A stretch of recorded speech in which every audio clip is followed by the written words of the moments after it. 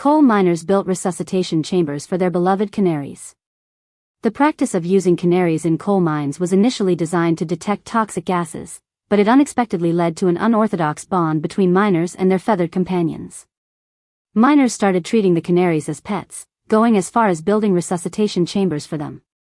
One notable example is the mine in Lancashire, England, where a miner, Arthur Stockdale Cope, built a chamber to revive a canary that had fallen into a ventilation shaft. This shows that even in hazardous environments, human and animal connections can thrive.